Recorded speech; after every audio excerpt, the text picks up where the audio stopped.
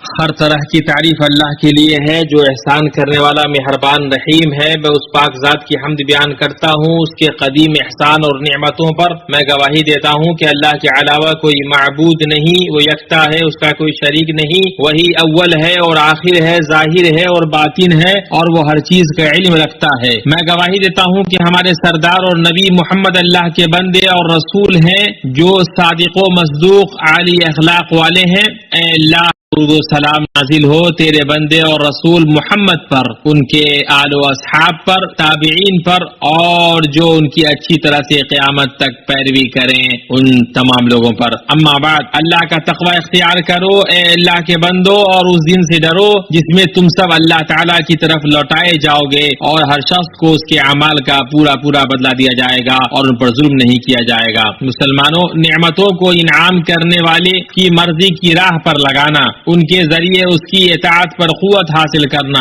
ان کو صحیح سمت میں لے جانا اور انہیں ہر دنیاوی اور اخروی بھلائی میں استعمال کرنا، یہ سب انسان کی خوشبختی کی واضح نشانی ہے، کیونکہ ایسا کر کے وہ عقل مندوں کی راہ پر چلتا ہے، ایسے متقیوں کے نقش قدم کی پیروی کرتا ہے جو وسیلہ تلاش کرتے ہیں اللہ سبحانہ کے اس ذکر و شکر کے ذریعہ جس کا اللہ نے اس آیت میں حکم دیا ہے۔ اس لیے تم میرا ذکر کرو، میں بھی تمہیں یاد کروں گا، میری شکر گزاری کرو اور ناشکری سے بچو۔ یہ ایسی شکر گزاری ہے جس کے ذریعے شکر کرنے والا مزید نوازا جاتا ہے، جس کا وعدہ اللہ تعالیٰ نے اس قول میں اپنے شکر گزار بندوں سے فرمایا، اور جب تمہارے پروردگار نے تمہیں آگاہ کر دیا کہ اگر تم شکر گزاری کرو گے تو بے شک میں تمہیں زیادہ دوں گا، اور اگر تم ناشکری کرو گے تو یقیناً میرا عذاب بہت سخت ہے۔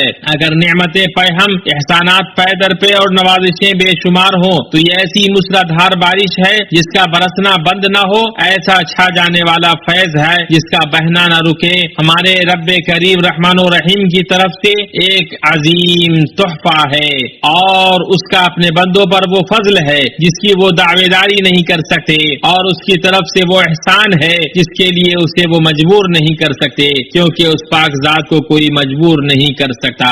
سب سے بڑی نعمت جس کی کوئی نعمت برابری نہیں کر سکتی ہے، اور سب سے عظیم نوازش جس پر کوئی نوازش فوقیت نہیں لے جا سکتی ہے، وہ دین اسلام کی ہدایت کی نعمت ہے۔ اللہ عز و جل کا اپنے بندوں پر احسان یہ ہے کہ اس نے تخلیق کے مقصد کو اپنی کتابیں نازل کر کے اور اپنے رسولوں کو وحی کر کے واضح کر دیا ہے تاکہ عقلیں اس کی معرفت سے گمراہ نہ ہو۔ اللہ سبحانہ نے یہ بیان کر دیا ہے کہ اس نے تمام بندوں کو اپنی عبادت کے لیے پیدا کیا ہے، جو یکتا ہے، اس کا کوئی شریک نہیں۔ اللہ تعالیٰ کا فرمان ہے، اور میں نے جنوں اور انسانوں کو اس لیے پیدا کیا ہے کہ میری عبادت کریں، اور یہ بھی واضح کر دیا ہے کہ اس نے آدم کو زمین پر خلیفہ بنایا، پھر ان کے بعد ان کی اولاد کو بنایا۔ اللہ کا فرمان ہے، اور جب تیرے رب نے فرشتوں سے کہا کہ میں زمین میں خلیفہ بنانے والا ہوں۔ سب سے عظیم ترین نعمتوں میں سے نبی کریم صلی اللہ علیہ وسلم کی ہدایت اور دین حق کے ساتھ بعثت ہے، تاکہ وہ اپنی رسالت کے ذریعے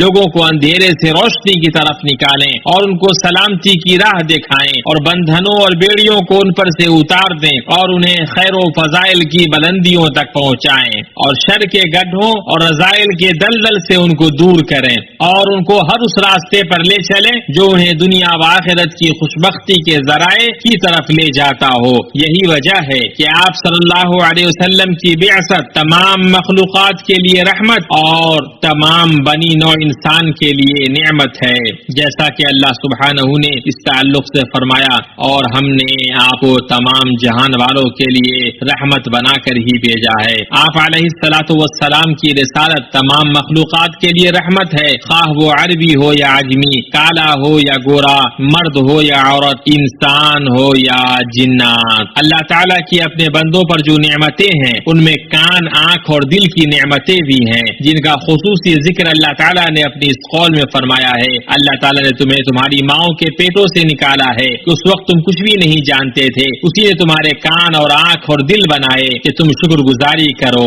اللہ سبحانہ نے ان چیزوں کا خصوصی ذکر ان کی شرف و منزلت کی وجہ سے کیا ہے، کیونکہ یہ ہر علم کی کنجیاں ہے اور ایسا ذریعہ ہے جو اللہ کے سیدھے راستے کی طرف لے جانے والا ہے، اور ایسا راستہ ہے جس سے انسان کو یہ معلوم ہوتا ہے کہ اسے کیا امید و آرزو رکھنی ہے، اور اس کے ذریعے وہ یہ تمیز کرتا ہے کہ اس کے لیے کیا نقصان دہ ہے اور کیا فائدہ مند۔ تمام مخلوقات پر اور اس پاک ذات کی نعمتوں میں سے میاں بیوی کی نعمت بھی ہے تاکہ وہ ان سے انسیت حاصل کریں اور ان کے درمیان الفت و محبت اور رحمت قائم ہو. اسی طرح بیٹے بیٹیاں اور پوتوں کی شکل میں ذریت کی نعمت ہے اور اس کی دی ہوئی پاکیزہ چیزوں کی نعمت ہے. جیسا کہ اللہ سبحانہ نے فرمایا اللہ تعالیٰ نے تمہارے لیے تم میں سے ہی تمہاری بیویاں پیدا کی اور تمہاری بیویوں سے تمہارے لیے تمہارے بیٹے اور پوتے پیدا کیے اور تمہیں اچھی اچھی چیزیں کھانے کو دی. کیا پھر بھی لوگ باطل پر ایمان لائیں گے اور اللہ تعالیٰ کی نعمتوں کی ناشکری کریں گے؟ اللہ کے بندو، اللہ تعالیٰ نے جن نعمتوں سے اپنے بندوں کو نوازا ہے ان میں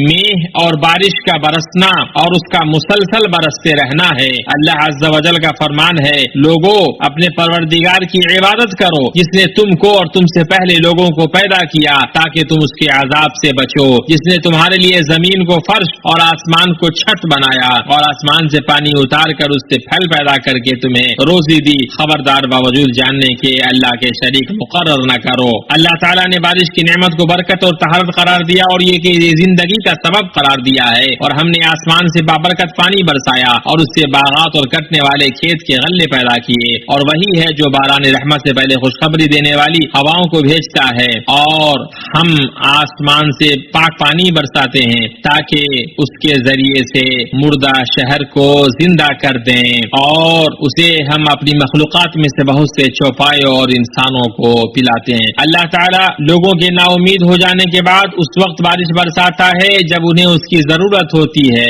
کیونکہ وہ پاک ذات اپنی مخلوق کے لیے وہ کام کرنے والی ہے جو ان کے لیے دنیا اور آخرت میں نفع بخش ہوتا ہے. اور اللہ تعالیٰ اپنی مخلوق کے لیے جو مقدر کرتا ہے اور جو بھی کرتا ہے اس کا انجام قابل تعریف ہوتا ہے. اللہ کا فرمان ہے اور وہی ہے جو لوگوں کے نا امید ہو جانے کے بعد بارش برساتا اور اپنی رحمت پھیلا دیتا ہے. وہی ہے کارساز اور قابل حمد و ثنا. ابن قیم رحم اللہ فرماتے ہیں اگر آپ گھنے کالے بادلوں میں غور کریں تو آپ دیکھیں گے کہ وہ کیسے صاف فضا میں جمع ہوتے ہیں جس میں کوئی گدلا پن نہیں ہوتا ہے، اور کیسے اللہ جب چاہتا ہے انہیں پیدا کرتا ہے. وہ اپنی نرمی اور لطافت کے باوجود آسمان اور زمین کے درمیان بھاری پانی کو اٹھائے ہوئے ہوتے ہیں، یہاں تک کہ ان کا رب اور خالق انہیں اجازت دیتا ہے کہ اپنے پانی کو پہنچائے تو وہ اس کو پہنچاتے ہیں اور تھوڑی تھوڑی بوندوں کی شکل میں برساتے ہیں. ہر قطرہ اللہ کی حکمت اور رحمت کے مطابق ایک مخصوص مقدار کا ہوتا ہے. چنانچہ بادل زمین پر پانی چھڑتے ہیں اور اس پر ایسے الگ الگ قطرے بھیجتے ہیں جس کا ایک قطرہ دوسرے سے نہیں ملتا ہے، نہ اس کا پیچھے والا آگے بڑھتا ہے اور نہ اس کا آگے والا پیچھے ہوتا ہے، اور ایک قطرہ اپنے ساتھ والے قطرے سے ملتا نہیں ہے کہ اس میں ضم ہو جائے، بلکہ ہر ایک اسی راستے سے اترتا ہے جو اس کے لیے بنایا گیا ہوتا ہے، اس سے ہٹتا نہیں ہے، یہاں تک کہ بارش زمین پر قطرہ قطرہ کی شکل میں پہنچتی ہے. ہر قطرے کو زمین کے ایک حصے کے لیے مقرر کیا گیا ہوتا ہے جس کو وہ تجاوز نہیں کرتا ہے. تو غور کرو کہ وہ پاک ذات کس طرح اس کو رزق بنا کر بندوں، چوپایوں، پرندوں اور چھوٹی بڑی چوٹیوں کے لیے پہنچاتا ہے. فلاں پہاڑ کے کنارے، فلاں سرزمین میں فلاں جانور کے لیے اسے بطور رزق اتارتا ہے تو وہ اپنے اپنے وقت میں نہایت ضرورت اور پیاس کی شدت کے وقت اس تک پہنچ جاتا ہے. اللہ کے بندو، رسول اللہ صلی اللہ علیہ وسلم اپنے پیشرو رسولوں کے طریقے پر گامزن رہ کر اللہ تعالیٰ کی نعمتوں اور بیش بہا نوازشوں پر اللہ کا ایسا شکر ادا کرتے رہے جس کی ترجمانی ان کے اعمال کرتے اور اس کی تصویر کشی ان کے افعال کرتے. اللہ نے شکر کو اپنے فضل میں اضافے کا سبب اور اپنی نعمتوں کی حفاظت کرنے والا بنایا ہے.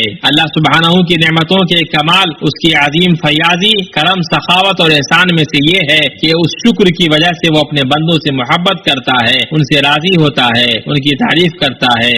شکر کا فائدہ بندے کے لیے خاص ہے، اللہ کو نہیں پہنچتا. یہ غائب درجے کا ایسا کرم ہے جس کے اوپر کوئی کرم نہیں. وہ تمہیں نعمت سے نوازتا ہے، پھر اس نعمت پر تم کو شکر ادا کرنے کی توفیق دیتا ہے اور تم سے راضی ہوتا ہے، اور پھر تمہارے شکر کا فائدہ تمہیں ہی لوٹاتا ہے اور خود تمہیں تم تک پے در پے اور مسلسل نعمتوں کے پہنچنے اور ان میں اضافے کا سبب بناتا ہے. عقل مند کے لیے یہ پہلو ہی کافی ہے کہ وہ اس کے بعد آنے والی چیزوں پر توجہ دے. ہر شکر کرنے تعالیٰ اپنے ہی نفع کے لیے شکر کرتا ہے. جو بھی ناشکری کرے وہ جان لے کہ اللہ تعالیٰ بے نیاز اور تعریفوں والا ہے. اللہ کا تقوی اختیار کرو اللہ کے بندو، اور اللہ کی نعمتوں کا شکر ادا کرو. آپ کی زندگی خوشگوار ہوگی، آپ کے معاملات درست ہوں گے، اور آپ کو اپنے رب کی طرف سے اور زیادہ حاصل ہوگا، اور آپ قیامت کے دن کامیاب لوگوں میں سے ہوں گے.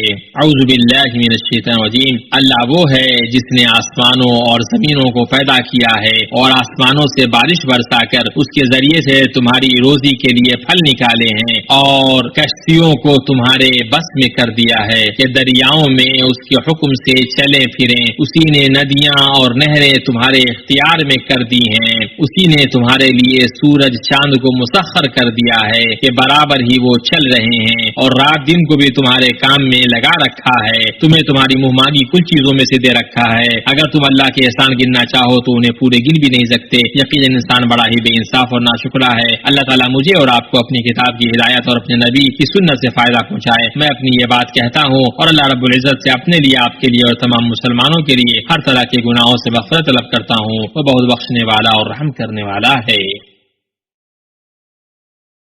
ہر طرح کی تعریف اللہ کے لیے ہے جو نعمت و فضل عطا کرنے والا، عزت و جلال والا ہے. میں اس پاک ذات کی حمد بیان کرتا ہوں، اس کی عظیم نوازش اور احسان پر. میں گواہی دیتا ہوں کہ اللہ کے علاوہ کوئی معبود نہیں، وہ یکتا ہے، اس کا کوئی شریک نہیں. وہ بادشاہ نہایت پاک بے عیب ہے. میں گواہی دیتا ہوں کہ ہمارے سردار اور نبی محمد اس کے بندے اور رسول ہیں، اس کی مخلوق میں چنیدہ ہیں، سید الانام ہیں. اے اللہ، درود و سلام نازل ہو تیرے بندے اور رسول محمد پر، ان کے آل و اصحاب پر، قیامت تک ہمیشہ رہنے والا درود و سلام. اما بعد، جو بندہ اللہ کے لیے اپنے دین کو خالص کرے، اس کی محبت اور خوشنودی کا وسیلہ تلاش کرے، اس کے لیے سب سے بہتر چیز جسے وہ مضبوطی سے پکڑے وہ ہے زندگی کے تمام معاملات میں رسول اللہ صلی اللہ علیہ وسلم کا طریقہ، کیونکہ آپ کا طریقہ ہی سب سے کامل طریقہ اور قیامت کے دن کا بہترین توشہ ہے. یقیناً تمہارے لیے رسول اللہ میں عمدہ نمونہ موجود ہے، ہر اس شخص کے لیے جو اللہ تعالیٰ کی اور قیامت کے دن کی توقع رکھتا ہے اور بکثرت اللہ تعالیٰ کی یاد کرتا ہے. نبی صلی اللہ علیہ وسلم سے ثابت طریقہ جو صحیح سنت میں ہے وہ یہ کہ جب آپ بارش کو دیکھتے تو کہتے اللہم صیبا نافعا، کہ اے اللہ نفع آور بارش برسا. اس حدیث کو بخاری نے اپنی صحیح میں حضرت عائشہ رضی اللہ عنہا سے روایت کیا ہے. سنن ابو داؤد کی روایت میں ہے اللہم صیبا ہنیا، اے اللہ اسے خوشگوار بارش بنا. نبی صلی اللہ علیہ وسلم سے ثابت ہے کہ آپ فرماتے اللہ کے فضل اور اس کی رحمت سے ہم پر بارش ہوئی. اس حدیث کو بخاری نے اپنی صحیح میں روایت کیا ہے. رسول اللہ صلی اللہ علیہ وسلم اپنا کپڑا بارش کے وقت سمیٹ لیتے تاکہ بارش آپ کے جسم کو لگے اور آپ کا جسم بھیگ جائے. اس حدیث کے راوی حضرت انس رضی اللہ تعالیٰ عنہ فرماتے ہیں، انہوں نے عرض کیا کہ اے اللہ کے رسول، آپ نے ایسا کیوں کیا؟ آپ نے فرمایا کیونکہ وہ ابھی اپنے رب عز و جل کی طرف سے آ رہی ہے. نبی صلی اللہ علیہ وسلم بارش برسنے کے وقت لوگوں کو دعا اور مناجات کی ترغیب دیتے تھے، کیونکہ یہ دعا کی قبولیت کا وقت ہے. آپ صلی اللہ علیہ وسلم فرماتے دعا کی قبولیت کو لشکروں کے مٹبھیر، نماز کی اقامت اور بارش کے برسنے کے وقت طلب کرو. اس حدیث کو بیہقی نے معرفت السنن والآثار میں روایت کیا ہے. گرچہ یہ حدیث مرسل ہے لیکن تقویت پہنچانے والے دوسرے طرق سے آنے سے یہ حدیث حسن ہے. اور جب آپ کے صحابہ نے آپ سے گزارش کی کہ آپ آسمان کے صاف ہونے کی دعا کریں تو آپ نے ان کے لیے بارش کے رکنے کی دعا کی اور فرمایا اے اللہ اب یہ بارش ہمارے ارد گرد تو ہو لیکن ہم پر نہ برسے. اے اللہ اسے ٹیلوں، پہاڑوں، میدانوں، وادیوں اور باغوں پر برسا. اس حدیث کو بخاری اور مسلم نے اپنی صحیح میں حضرت انس رضی اللہ عنہ سے روایت کیا ہے. اللہ کا تقوی اختیار کرو اے اللہ کے بندو. بارش ہونے اور اس کے لگاتار برسنے کے وقت اس عظیم نظمی طریقے کی پابندی کرنے کے حریص بنو تو آسمان کی برکتیں تمہارے لیے کھل جائیں گی اور تم اجر عظیم اور بہترین بدلے سے سرفراز ہوگے. اور ہمیشہ یاد رکھو کہ اللہ تعالیٰ نے تم کو خیر انعام پر درود و سلام بھیجنے کا حکم دیا ہے. اللہ سبحانہ نے اپنے سب سے سچے کلام میں فرمایا ہے کہ اللہ تعالیٰ اور اس کے فرشتے اس نبی پر رحمت بھیجتے ہیں. اے ایمان والو تم بھی ان پر درود بھیجو اور خوب سلام بھی بھیجتے رہا کرو.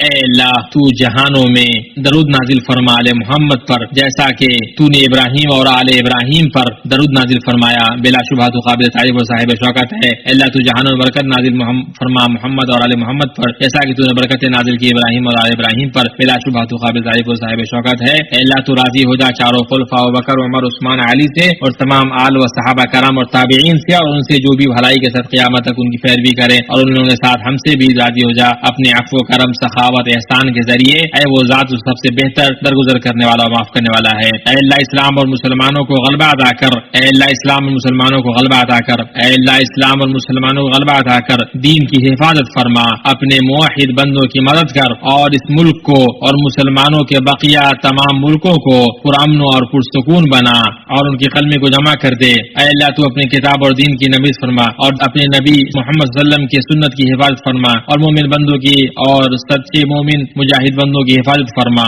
اے اللہ ہمیں اپنے وطن میں امن سے نواز اور تمام مسلمانوں کو امن و امان سے نواز. ہمارے سربراہوں اور حکمرانوں کی اصلاح فرما. ہمارے سربراہ کی حق سے تائید کر اور انہیں نیک مشیروں سے نواز. اے دعا کے سننے والے، اور انہیں تو اپنی مرضی منشا کے مطابق چلنے کی توفیق دے. اے اللہ انہیں اور ان کے ولی عہد کو اس کی توفیق دے جس میں اسلام اور مسلمانوں کی بھلائی ہو اور جس کے بندوں اور ملک کا مفاد ہو. اے اللہ قیامت کے دن کے مرجع، اے اللہ ہمارے دین کی اصلاح فرما جس میں ہمارے معاملے کی حفاظت ہے، اور ہماری دنیا کی اصلاح فرما جس میں ہماری معیشت ہے، اور ہماری آخرت کی اصلاح فرما جس کی طرف ہمیں لوٹ کر جانا ہے، اور زندگی کو ہمارے لیے ہر بھلائی میں اضافے کا باعث بنا اور موت کو ہر شر سے نجات کا ذریعہ بنا. اے اللہ تمام معاملات میں ہمارا انجام درست کر. اے اللہ ہمیں دنیا کی رسوائی اور آخرت کے عذاب سے بچا. اے اللہ ہم تیری نعمت کے ختم ہونے، تیری عافیت کے بدلنے، یکلخت تیرے عذاب اور تیری ہر ناراضگی سے پناہ چاہتے ہیں. میں تجھ سے تیری رحمت کو واجب کرنے والی چیزوں کا اور تیری بخشش کے یقینی ہونے کا سوال کرتا ہوں. تجھ سے تیری نعمت کے شکر اور حسن عبادت کا سوال کرتا ہوں. اے اللہ ہمیں